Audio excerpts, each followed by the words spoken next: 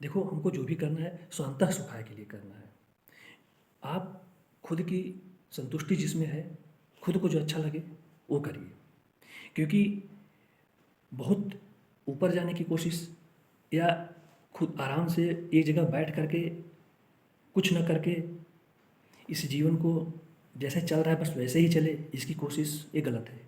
पहले तो आप जो चाह रहे हैं, जो आपके अंतर से आवाज़ निकल रही है कि हमको ये करना चाहिए, उसके लिए आप पूरा जी जान लगा दीजिए। देखो ना, मेहनत करने में बहुत मज़ा आता है, न करने में बल्कि डिप्रेशन होता है, अवसाद ग्रसित हो जाता है इंसान। क्योंकि हम कोशिश करना चाह रहे हैं, नहीं कर रहे हैं, बार बार हमको दुख होगा। हम उसके लिए अपना 100% दे रहे हैं, होगा नहीं होगा, लेकिन अंदर से संतुष्टि रहेगी कि मैंने तो अपना 100% दिया था, ठीक है, नहीं हुआ कोई बात नहीं। इस दुनिया में जो बहुत उपलब्धियों को हासिल कर लिए, मैं नाम नहीं लेना चाहूँगा, लेकिन इतिहास में भी आप बहुत लोगों को देख लीजिए। वर्तमान में इस समय जो हमारे देश का ही नहीं पूरे विश्व के जो सबसे चहेते राजनेता हैं, उन्होंने आज तक इस उम्र में कितनी परिश्रम की। आज चमकते हुए सितारे हैं। हमारे इतिहास में पहले भी बहुत लोग चमकते हुए सितारे रह चुके हैं।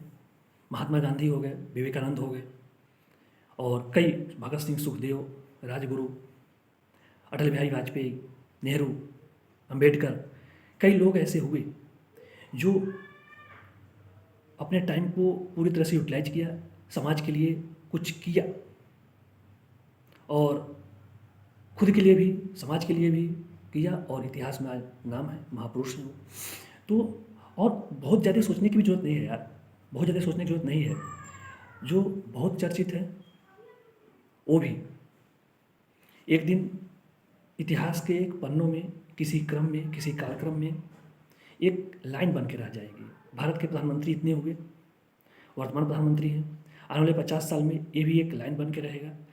प्रथम प्रधानमंत्री लोग पढ़ते हैं, लास्ट का प्रधानमंत्री जो चल रहा होगा वो चलेगा, बीच में सब एक क्रम बन के रह जाएगा। अकबर हुए और राणा हुए, हमारे यहाँ अंग्रेज भी आए, उसमें भी कई लोग हुए, कई गवर्नर जनरल हुए, कई वायसराय हुए, सब एक इतिहास के पन्ने में सिमट चुके हैं। समय और ये सृष्टि गतिशील है, चलायमान है, और समय के साथ एक इतिहास का पन्ना भी एक दिन दब जाएगा।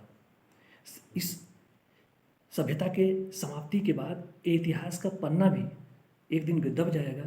और जिस तरह से आज हम कार्बन 14 और अन्य कई तरह के जो हमारे पास तकनीकी उपलब्ध है, उससे हम किसी पत्थर का, किसी खुदाई से प्राप्त वस्तुओं का, पुरातत्व का, हम उनकी आयु का निर्धारण कर रहे हैं, पता कर रहे हैं कि हमारी पृथ्वी कितनी पुरानी है, हमारी जो सभ्यता है वो कितनी पुरानी है। जैसे सिंधु घाटी सभ्यता की बात कर ले, उसकी कोई भी हमको लिखित साक्ष्य नहीं मिलता है, बस उस खुदाई से कुछ प्राप्त वस्तुएं हैं जिनके आधार पर हम एक कल्पना कर रहे हैं कि हमारी सभ्यता कितनी पुरानी है।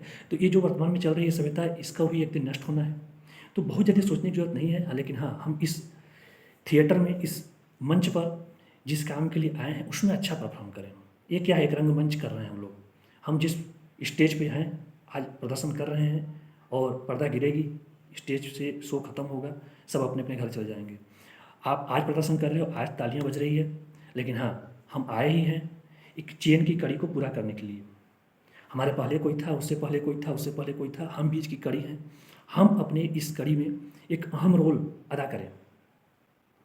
हमारी बस कर्तव्य यही है, और आने वाली पीढ़ी के लिए हम सतत विकास को, लक्ष्य को पूरा करते हुए काम करें।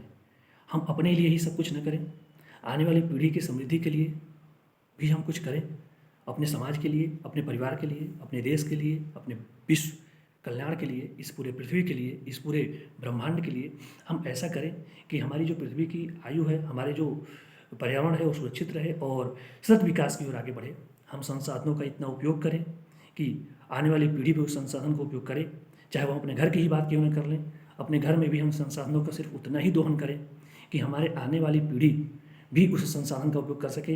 कहीं ये ना हो कि हम अपने सुख के लिए अपने संसाधन को ही नष्ट कर दें, आने वाली पीढ़ी के लिए कोई संसाधन बचे ही ना, और वो हमको कोसते रहें। तो हम कड़ी अगर बने हुए हैं, इस पीढ़ी की एक कड़ी के रूप में अगर हमको जिम्मेदारी मिली है, तो पूरे मनोयोग से और खुली आंखों से, बिल्कुल अवेयर होकर के, सचेत और सावधान होकर के हम अपने कर्तव्य को पूरा करें।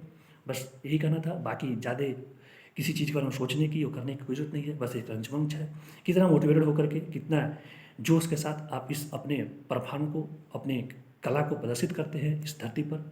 यही अंतिम उद्देश्य है, बाकी सब कुछ एक इतिहास के पन्ने में दब जाना है।